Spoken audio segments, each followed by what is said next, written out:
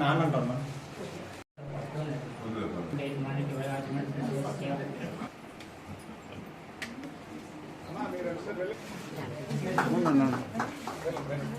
ఇక్కడ నిల్చో అవేదా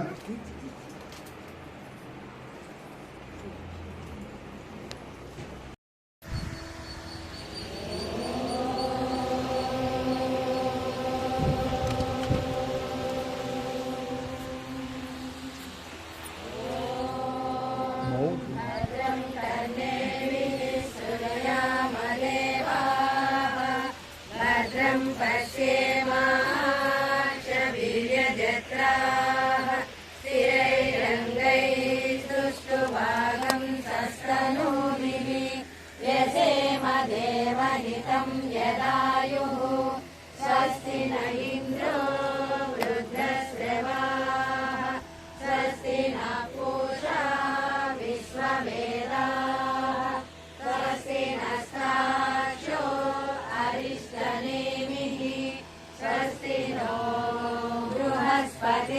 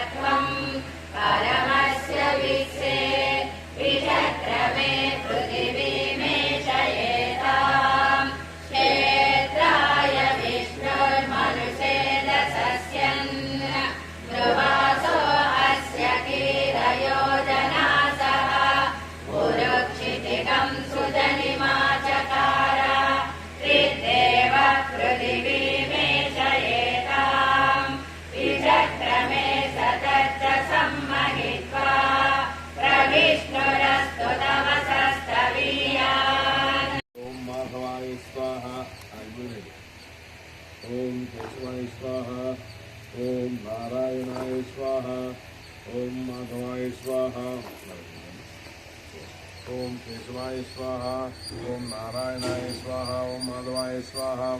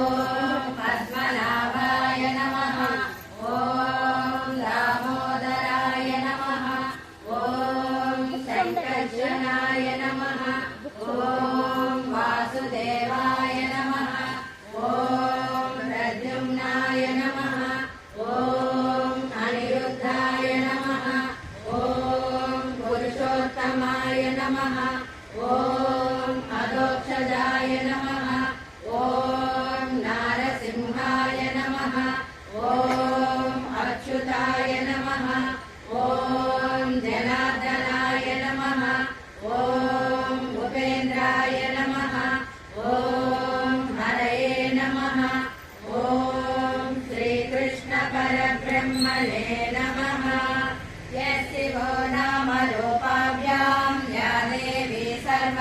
सर्वमङ्गल तमो संस्मरणात् पुंसां सर्वतो जयमङ्गलम् लाभस्तेषां जयस्तेषां कुतस्तेषां पराभवः येषामिन्दीवरस्यामो हृदयस्थो जनार्दनः आपदामपहर्तारं दातारं सर्वसम्पदां लोकाभिरामं श्रीरामं भूयो भूयो नमाम्यहम् सर्वमङ्गलमाङ्गल्ये शिवे सर्वार्थसाधिके शरण्ये त्र्यम्बके देवी नारायणि नमोऽस्तुते उत्तिष्ठन्तु भूतपिशाचाः ये ते भूमिपालकाः ये ते सामविरोधेन ब्रह्मकर्मसमारभे ॐ भूः ॐ भुवः ॐ शुभः ॐ महः ॐ जनः ॐ तपः ॐ सत्यम् ॐ तत्सवितुर्वरेण्यं भर्गो देवस्य धीमहि धियो यो नः प्रचोदयात् ॐ आपो ज्योतिरसमृतं ब्रह्म भूर्भुवस्सु वरोम्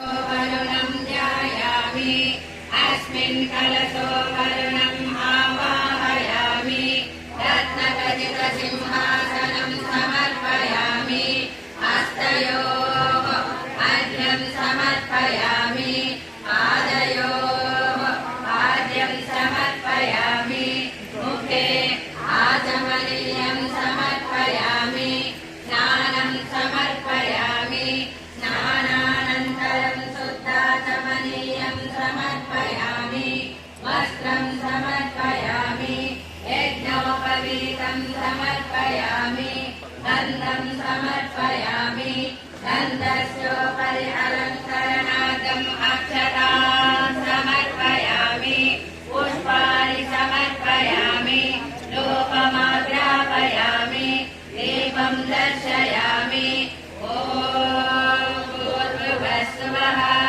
ॐ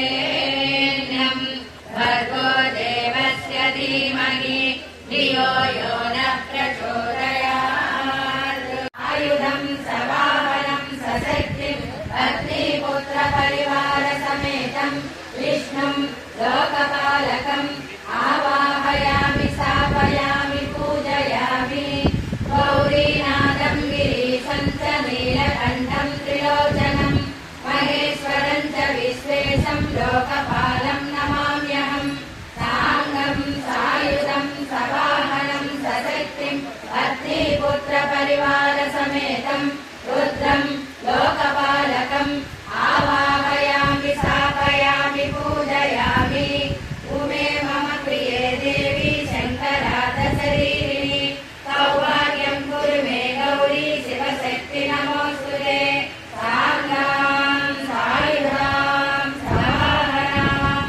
सशक्तिं परिपुत्रपरिवारसमेतां गौरीं लोकपालिकाम् आवाहयामि स्थापयामि पूजयामि संघास्य महाद्युतिं कमोलिं सर्वपापघ्नं प्रणतोऽस्मि दिवाकरम् ॐ भूर्भुवः स्वः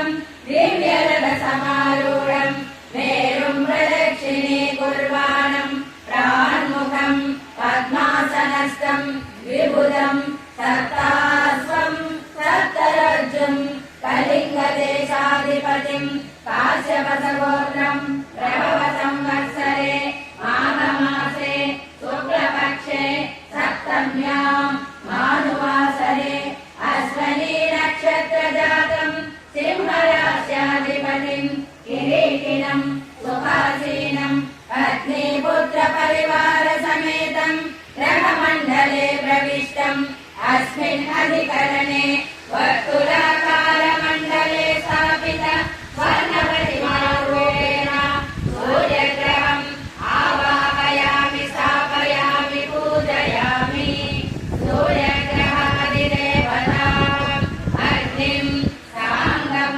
सायुधं समाहनं सशक्तिं पत्नीपुत्रपरिवारसमेतं सूर्यग्रहस्य दक्षिणतः अग्निम् आवाहयामि स्थापयामि पूजयामि सूर्यग्रहप्रत्यधिदेवताम् रुद्रं साङ्गं सायुधं सवाहनं सशक्तिं पत्नीपुत्रपरिवारसमेतं सूर्यग्रहस्य उत्तरतः रुद्रम् आवाहयामि स्थापयामि पूजयामि सम्पूर्णगुणभूषणम् ॐ भूर्भुवस्सुवः चन्द्रग्रह इहागच्छ चन्द्रग्रहं श्वेतवर्णं श्वेतगन्धं श्वेतपुष्पं श्वेतमाल्यां वरदरं श्वेतच्छत्रध्वजपताकादिशोभितं दिव्यरथसमारूढं मेरुं प्रदक्षिणीकुर्वाणं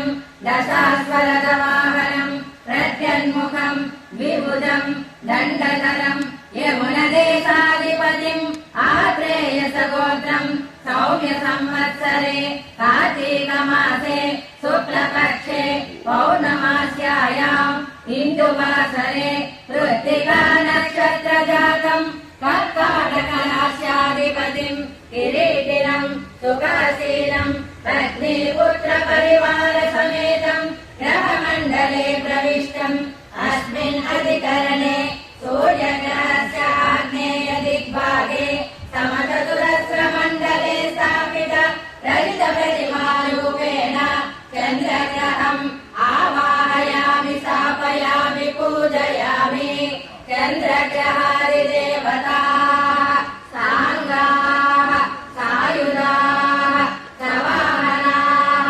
सशक्तिः पतिपुत्रपरिवारसमेताः चन्द्रग्रहस्य दक्षिणतः अपः आवाहयामि स्थापयामि पूजयामि चन्द्रग्रहप्रत्यधिदेवताम् साङ्गां सायुधां सवामनां सशक्तिं पतिपुत्रपरिवारसमेतां चन्द्रग्रहस्य उत्तरतः गौरीम् आवाहयामि स्थापयामि पूजयामि प्रतिष्ठापनं करिष्ये ॐ अस्य श्रीप्राणप्रतिष्ठापनमहामन्त्रस्य ब्रह्म विष्णु महेश्वरा ऋषयः ऋग्यजुस्सामा धर्माणि चन्दांसि प्राणशक्तिः परा देवता रां बीजं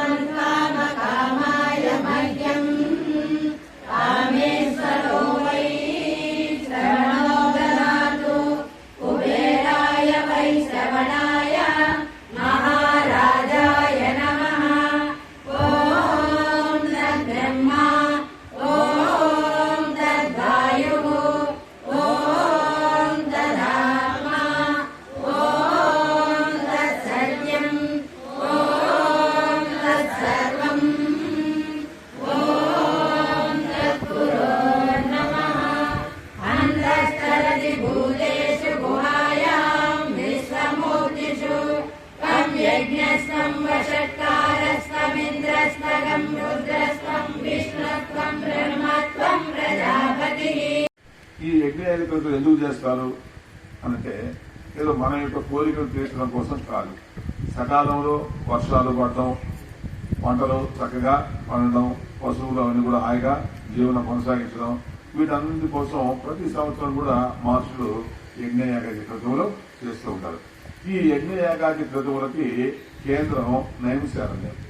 కాబట్టి ఎవరు ఎక్కడ వ్రతాలు చేయాలన్నా ఈ నైమిషారణ్యానికి వచ్చి అక్కడ చేసేటువంటి వారు. ఒకసారి అక్కడ పెద్ద ఎత్తున యజ్ఞం జరుగుతూ ఉంటే రోమహర్షుని యొక్క కుమారుడు వ్యాస భగవాన్ యొక్క శిష్యుడైనటువంటి సూత మహర్షి అక్కడికి రావడం జరిగింది. ఆయన గొప్ప తపస్సంపన్నుడు, ఆయనకి పురాణాలు అన్నింటిలో కూడా బాగా పరిచయం ఉన్నటువంటి వ్యక్తి. అక్కడ యజ్ఞయాగాది క్రతువు చేస్తున్నటువంటి శౌనకాది మహామునులు సూత మహర్షిని అర్చించి వాళ్ళు ఒక ప్రశ్నని ఆయన దగ్గర ఉంచారు.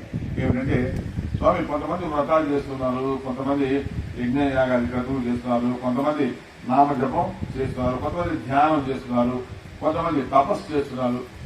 వీటిలో సామాన్యమైనటువంటి మానవులు అంటే మనలాంటి వాళ్ళు, అవకాశం లేనటువంటి వాళ్ళు ఏమి చేస్తే మనకు సకల కోరికలు తీరి అంత్యంలో మోక్ష ప్రాప్తి కూడా కలుగుతుంది, అది మాకు తెలియజేయండి అని సౌనకాది మహామునుడు సూత మహర్షిని అడిగారు. అప్పుడు సూత మహర్షి వాళ్ళకి ఈ సత్యనారాయణ వ్రతం గురించి చెప్తున్నాడు. ఏమిటంటే, ఇదే విషయాన్ని ఒకప్పుడు నారద మహర్షి విష్ణు లోకంలో విష్ణు భగవాను అడిగాడు. ఏమని? అయా, సామాన్యమైనటువంటి మానవులు ముక్తి లభించాలంటే సులభమైనటువంటి మార్గము ఏమిటి అని. అది ఆయన నారదుడికి ఏం చెప్పాడో అదే విషయాన్ని నేను మీకు ఇప్పుడు చెప్తాను అని ఈ యొక్క సూత మహర్షి సౌనకాది మహామునులకు చెప్తున్నాడు. నారద మహర్షి ఆయన త్రిలోక సంచారి, అనేక లోకాలు, ఆయన 14 లోకాలు ఉన్నాయంటారు. ఆ 14 లోకాలు తిరుగుతూ ఉంటాడు ఆయన. ఈ 14 లోకాలు తిరుగుతూ భూలోకానికి చివరిలో వచ్చాడు. భూలోకానికి వచ్చినప్పుడు ఏమైందంటే, ఇతర లోకాల్లో లేనటువంటి చాలా కష్టాలు నష్టాలు ఈ యొక్క భూలోకంలో నారదుడు చూశాడు. ఎందుకంటే ఇప్పుడు దేవతలు ఉన్నారు, ఇంకా యక్షులు ఉన్నారు, గంధర్వులు ఉన్నారు, కిన్నెరులు ఉన్నారు, కింపరుషులు ఉన్నారు, వీళ్ళంతా ఉన్నారు. వీళ్ళకి మనలాగా జబ్బులు రావడం కానీ, నాకు వాళ్ళ ముసలి వాళ్ళు అయిపోవడం కానీ, ఈ కష్టాలు ఆకలి తప్పులు ఇవేమి వాళ్ళకి ఉండవు. కానీ అవన్నీ కూడా ఒక భూలోకంలోనే ఉన్నాయి. కానీ మనం పుడతాం, పెరుగుతాం, తర్వాత మరణిస్తాం కూడా. ఈ మధ్యలో ఈ సంసారమైనటువంటి సాగరంలో ఈదులాడుతూ అనేక కష్ట నష్టాలు అనుభవిస్తుంటాం. ఇవి చూసి దుఃఖపడి నారద మహర్షి ఆ యొక్క విష్ణు లోకానికి వైకుంఠానికి వెళ్ళాడు. విష్ణు భగవానుడు ఆయన చూసి, నారద, ఎప్పుడు సంతోషంగా ఉండేటువంటి నీ యొక్క ముఖం ఎందుకు ఈరోజు దుఃఖంలో ఉంది, ఏమిటి కారణం? అప్పుడు చెప్పాడు, అంటే అన్ని లోకాల్లో పరిస్థితులు వేరుగా ఉన్నాయి, ఒక భూలోకంలో మాత్రమే ఈ యొక్క మనుషులు అనేక రకాల కష్టాలు నష్టాలు అనుభవిస్తున్నారు, అది చూసి నాకు బాధ కలిగింది అని చెప్పాడు. దానికి మహావిష్ణువు అన్నాడు, నాయన, నువ్వు లోకహితార్థం ఈ యొక్క ప్రశ్న నన్ను అడిగావు కాబట్టి నేను నీకు సమాధానం చెప్తాను అని అంటూ, ఈ లోకంలో అంటే భూలోకంలో ప్రజలందరూ కూడా సుఖశాంతులను అనుభవిస్తూ ఆనందంగా జీవించాలంటే ఒక వ్రతం ఉన్నది. అదేమిటంటే సత్యనారాయణ స్వామి వ్రతం.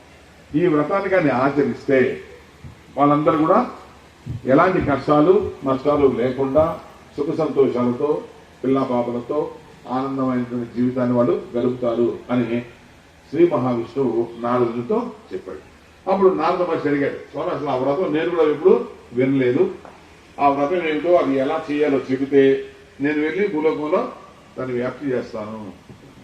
అప్పుడు శ్రీ మహావిష్ణువు నారద మహర్షికి ఈ సత్యనారాయణ స్వామి యొక్క వ్రతము అది ఎలా చేయాలో, దానివల్ల ఏ రకమైన ఫలితాలు వస్తాయో ఇవన్నీ కూడా ఆయన చెప్పడం జరిగిందన్నమాట. ఏమిటంటే, ఈ సత్యనారాయణ స్వామి వ్రతం ఎందుకు చేస్తారు అంటే, సమస్త దుఃఖాలు, ఈతి బాధలు, భయాలు వేయకపోవడం కోసం దీన్ని.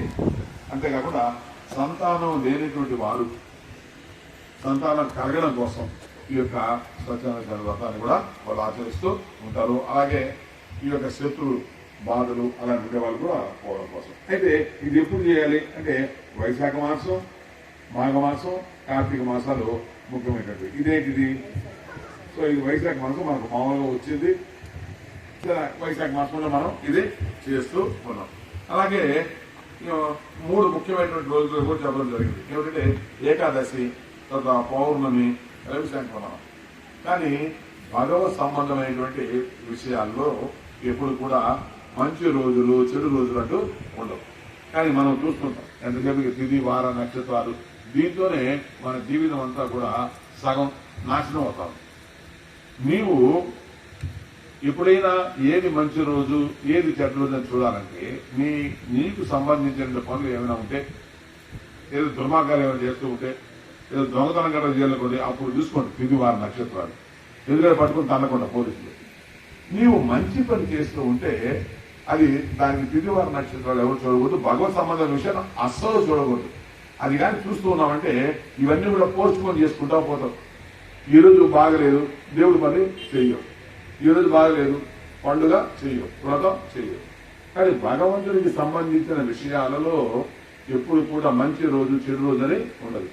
నీవు ఎప్పుడైతే మంచి పని చేస్తున్నావో అది మంచి రోజు, నువ్వు ఎప్పుడైతే చెడు పని చేస్తున్నావో అదే చెడ్డ రోజు. కనుక ఏదో ఊరికే చెప్పారు అంటే కనీసం ఆయన చెప్తే ఆ రోజులైనా వారు చేస్తారు, ఆ మాసాల్లో ఉంటారనే ఉద్దేశంతో. కానీ భగవంతుడికి సంబంధించినటువంటి ఏ కార్యమైనా ఎప్పుడైనా ఎక్కడైనా ఎలాగైనా ఎవరైనా చేసుకునే అవకాశం ఉంటుంది. అయితే ఈ వ్రతం ఎలా చేయాలి? ఉదయాన్నే నిద్ర లేయాలి, సూర్యోదయంలో లేచి ఆ సత్యనారాయణ స్వామి దగ్గర, అయ్యా నేను ఈ వ్రతాన్ని చేయాలని అనుకుంటున్నాను, నాకు ఎలాంటి అవాంతరాలు రాకుండా చూడమని ఆయన ప్రార్థించి మన కార్యక్రమాలకు మనం వెళ్ళిపోవచ్చు. అంటే వ్యాపారం చేసేవాడు వ్యాపారం, ఉద్యోగం చేసేవాడు ఉద్యోగం, ఆ వాటి మీద వెళ్ళిపోవచ్చు. వెళ్ళిపోయిన తర్వాత సాయంత్రం అంటే చీకటి పడేటువంటి సమయంలో సత్యనారాయణ స్వామి వ్రతాన్ని ప్రారంభం చేయాలి. అది 12 గంటల లోపల దాన్ని పూర్తి చేయాలి. అయితే మనకు వీలుని బట్టి ఇప్పుడు ఈరోజు మనం రాత్రి దగ్గర చేయలేం కాబట్టి మన మధ్యాహ్నం చేస్తున్నాం. కానీ సత్యనారాయణ స్వామి వ్రతం ఎప్పుడు చేయాలి? చీకటి పడిన తరువాతనే చేయాలి. అర్ధరాత్రి 12 గంటల లోపల దాన్ని పూర్తి చేయగలమాట. సాధారణంగా బంధుమిత్రాదులు అందరినీ పిలుచుకొని వాళ్ళతో కలిసి ఈ యొక్క సత్యనారాయణ వ్రతాన్ని మనం చేసుకోవాలి. సాధారణంగా ఒక ఏదైనా అంటే మన దేవాలయాల్లో కానీ మన గృహాల్లో కానీ నది ప్రాంతాల్లో కానీ ఎక్కడైనా సరే ఈ వ్రతాన్ని మనం ఆచరించవచ్చు. ముందుగా ఇక్కడ మనం సత్యనారాయణ సంబంధించిన ఒక ప్రతిమను మనం తయారు చేసుకోవాలి. అది వెండిది అవ్వచ్చు, బంగారు అవ్వచ్చు, చివరికి మట్టిది కూడా అవ్వచ్చు. చాలా మంది చెప్తుంటారు బంగారుది పెట్టాలి, నేను పెట్టాల్సిన పనిలే, అలాగే వెండిది పెట్టాలి, పెట్టాల్సిన పనిలే. మట్టితో తయారు చేసిన విగ్రహాన్ని కూడా మనం సత్యనారాయణ ప్రతిమను మనం తయారు చేసుకోవచ్చు. సత్యనారాయణ ఒక పటాన్ని మనం పెట్టుకుంటాం. తర్వాత దాని ముందు మనం ఒక మండపాన్ని వేస్తాం. ఏమిటి మండపం అంటే సత్యనారాయణ స్వామిని ఆయన ప్రత్యేకంగా వస్తారు వైకుంఠం నుంచి. అందుకని ఆయన ఒక్కడే ఎలాగంటే అలా రాడు, ఆయనకి మంది మార్బలంతో ఆయన వస్తాడు. వాళ్ళందరినీ మనం ఆహ్వానించడం కోసం చేసేటువంటిది ఈ యొక్క మండపం. సో ఈ మండపంలో మనం వందలు ఆకులు పెట్టేయడం, వందలు అరటిపళ్ళు పెట్టడం చేయకూడదు. ఎందుకంటే వ్రతానికి సంబంధించి మనకు కేవలం 40 మందిని మాత్రమే పిలవాలి. దానికి సంబంధించిన మంత్రాలే ఉన్నాయి. ఎవరైనా సరే ఈ ప్రపంచంలో ఎంత చదువుకున్నా అంతకన్నా ఎక్కువ తీసుకొచ్చిన అవకాశం లేదు. కాబట్టి మంటపంలో ఎన్ని ఉండాలి? కేవలం 40 మాత్రమే మనం ఉండాలి. దేవతలు అంటే వాళ్ళని మనం ఆహ్వానిస్తున్నాం. మొట్టమొదట పంచపాలకులు, వాళ్ళు 5 మంది. ఎవరు పంచపాలకులు అంటే లక్ష్మీనారాయణ, శివపార్వతులు, వినాయకుడు. ఈ 5 మందిని మొట్టమొదటి మనం. తరువాత నవగ్రహాలు, 9 మంది గ్రహాలు మనకు ఉన్నాయి. ఈ గ్రహానికి 2 భటులు ఉంటారు, ఆ పక్క ఈ పక్క. అది దేవత, ప్రత్యేక దేవతలు అంటాం. కానీ ఒక్కొక్క గ్రహం ఎంతమంది ఉంటారు? 3. అంతే కదా, 3 పిలుస్తాం. ఎంతమంది అయ్యారు? 27 మంది అయ్యారు. 27 ఒక 5 ఎంతమంది? ఇప్పుడు అష్టదిక్పాలకులు ఉన్నారు. అంటే 4 దిక్కులు ఆ మధ్యలో ఉన్నట్టు 8 దిక్కులు. ఈ 8 దిక్కులకు సంబంధించిన అష్టదిక్పాలను కూడా మనకి 8 మంది ఎంత అయ్యాము. సో 40 మంది మాత్రం ఇంకా తర్వాత ఎక్కడికి చేస్తాం? మంత్రం అనేది లేదు. ఇక సో వీళ్ళందరికీ మంత్రాలు ఉన్నాయి. కాబట్టి మనం ఏం చేసాం, ఒక్కొక్క మంత్రాన్ని చెప్తూ ఆవాహయామి, స్థాపయామి, పూజయామి అన్నట్టు ఈ 40 మంది తీసుకుని ఇక్కడ పెట్టాం. అందుకని కేవలం 40 ఈ తమలపాకులతో కూడినటువంటి దాన్ని మాత్రమే నేను ఇక్కడ వాళ్ళ చేత పెట్టించడం జరిగింది. ఇది అయిపోయిన తర్వాత సత్యనారాయణ స్వామికి మనం పంచామృతాలతో అభిషేకాలు చేసాం. తర్వాత సహస్రనామాలతో మనం పూజ చేసాం. చేసిన తర్వాత ఈ వ్రతం యొక్క గొప్పతనం ఏమిటంటే, సాధారణంగా ఒక్కొక్క వ్రతము ఒక్కొక్క కులానికి లేదా వర్గానికి కేటాయించడం జరిగింది. కానీ ఒక్క సత్యనారాయణ స్వామి వ్రతం మాత్రమే అన్ని కులాల వారు చేసుకోవచ్చు. అంతేకాకుండా వితంతువులు దీన్ని చేసుకోవచ్చు, పురుషులు చేసుకోవచ్చు, ముసలి వాళ్ళు చేసుకోవచ్చు, పిల్లలు ఎవరైనా కుల మత వర్గ లింగ భేదాలతో సంబంధం లేకుండా చేసుకునే ఒకే ఒక వ్రతం హైందవ సంస్కృతిలో అది కేవలం సత్యనారాయణ స్వామి వ్రతం. తర్వాత చాలా మంది తెలియని విషయం ఏంటంటే, సత్యనారాయణ స్వామికి మన ప్రసాదం మనం పెట్టాలి. ఇప్పుడు మనం చేసిన ప్రసాదం మాత్రమే నిజమైనది ప్రసాదం. ఎందుకంటే వ్రతం అని చెప్పింది. దాన్ని మనం మీరేం చేస్తారు, అన్ని ఉడకబెట్టుకొని దాంట్లో రకరకాలు వేసుకుని తింటాం. అలా చేయకూడదు. వ్రతంలో చెప్పిన విధంగా అంటే మనం ఈ యొక్క గోధుమ నూక, తర్వాత పంచదార, ఆవు పాలు, జీడిపప్పు, నెయ్యి అది మాత్రమే పచ్చిగా కలిపి దానిని భగవంతునికి నివేదన చేయాలి. దీనికి నైవేద్యము అని పేరు. సరే, మనం చేసుకునేటువంటి ఆ నైవేద్యం మనవి. కానీ సత్యనారాయణ స్వామికి నైవేద్యం మాత్రం ఇలాగే చేసి మనం నైవేద్యం పెట్టాలి. ఇదంతా అయిపోయిన తర్వాత, పూజా కార్యక్రమం అయిపోయిన తర్వాత ఈ వ్రత కథలు కూడా చెప్పుకోవాలి. అంటే 5 కథలు ఉంటాయి. ఇప్పుడు మనం చెప్పింది మొట్టమొదటి కథ. అంటే సత్యనారాయణ వ్రతం అంటే ఏమిటి, దాన్ని ఎవరు చేయాలి, ఎలా చేయాలి, ఎక్కడ చేయాలి, ఎప్పుడు, దానివల్ల ఏమొస్తాయి అనే విషయాలు దీంట్లో చెప్పడం జరిగింది. ఆ తర్వాత ఆ వ్రతం పూర్తి చేసిన తర్వాత ఎవరైతే వ్రతాన్ని ఆచరించారో, ఇది చాలా ముఖ్యమైనటువంటిది. ఎందుకు చాలా మంది తెలియనటువంటిది. ఎందుకంటే మన హిందూ సంస్కృతి అనేటువంటిది పూర్తిగా మనం మర్చిపోయాం. తర్వాత వేరే వీటిల్లో పడి దీన్ని పూర్తిగా తప్పుతో పట్టించాం. సత్యనారాయణ స్వామి వ్రతం అనేటువంటిది ఇది ప్రధానంగా దేనికి సంబంధించిందంటే కుల రహిత వ్రతం, కులానికి సంబంధించింది కాదు. అందుకని అందరినీ పిలుచుకోవాలి. బంధుమిత్రాదులు అని అనడం జరిగింది. బంధువులు అంటే ఒకే కులం, మిత్రులు అంటే ఎవరైనా కావచ్చు. కాబట్టి వాళ్ళందరినీ కూడా పిలుచుకొని ఎవరైతే వ్రతం చేశారో ఆ పురోహితులు ఆయనతో కలిసి భోజనం చేయడం అనేది ప్రధానమైనది. ఆయన కూడా మీతో కలిసి తినాలి. నేను రాముడిని ఎక్కడ పోయి తింటాను, కుదరదు. సత్యనారాయణ స్వామి వ్రతంలో అందరితో పాటు ఆయన కూడా ఒక్కడు. అంటే ఇక్కడ ఏ రకమైనటువంటి భేదం లేదు. కులమే కాదు, స్త్రీ పురుష భేదాలు కూడా ఉండవు. కాబట్టి అందరితో కలిసి సామూహిక భోజనం అనేటువంటిది కూడా సత్యనారాయణ స్వామి వ్రతంలో ఒక భాగం. అందుకని 10 మందిని పిలుచుకొని ఈ యొక్క భోజన కార్యక్రమాన్ని నిర్వహించాలి. భోజనం అయిన తర్వాత ఆ వచ్చినటువంటి అతిథుల్ని సంతృప్తి చేసి దక్షిణ తాంబూలాలు వాళ్ళకి ఇచ్చి భగవన్నామాన్ని చెప్పుకుంటూ అందరూ ఇంటికి వెళ్ళాలి. ఇది స్కాందపురాణే రేవాఖండే సత్యనారాయణ వ్రతకథాయాం ప్రథమోధ్యాయ సమాప్త. ఇది ప్రథమ అధ్యాయం. ఇది పూర్తయింది. ఓం వేదాహమేదం పురుష మహాంతం ఆదిత్యవర్ణం తమసస్తుపారే సర్వాణి రూపాన్ని విచిత్య ధీరః నామాని కృత్వా వివదన్ యదాస్తే. సో మొట్టమొదటి